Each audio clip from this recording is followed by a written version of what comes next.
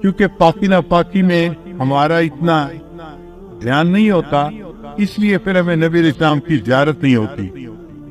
بہت سارے لوگ یہ کویسچن پوچھتے ہیں کہ جی اتنے سالوں سے ہم کوشش کر رہے ہیں کہ ہمیں نبی علیہ السلام کی زیارت نصیب ہو مگر نہیں ہوتی۔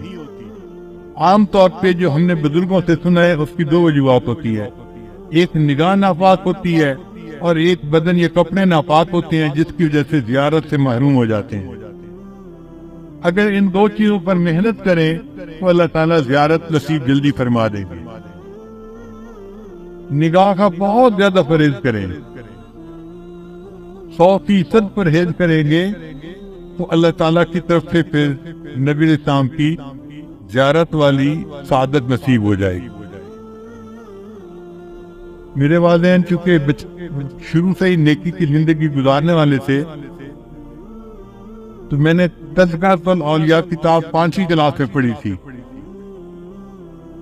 5ویں کلاس کے بچے کو تو ابھی کنسیپٹ بھی نہیں ہوتا، مگر مجھے والد صاحب نے وہ کتاب لا کر دی کہیں سے، تو میں نے اس میں اللہ والوں کے واقعات پڑھے تو دل میں بڑا شوق ہوا کہ مجھے بھی اس لائن پہ چلنا ہے اور اللہ والوں کی لائن پہ آگے بڑھنا ہے۔ پھر اس میں ایک کتاب میں نے پڑھا کہ نگاہ کا بہت پرہیز کرنا چاہیے۔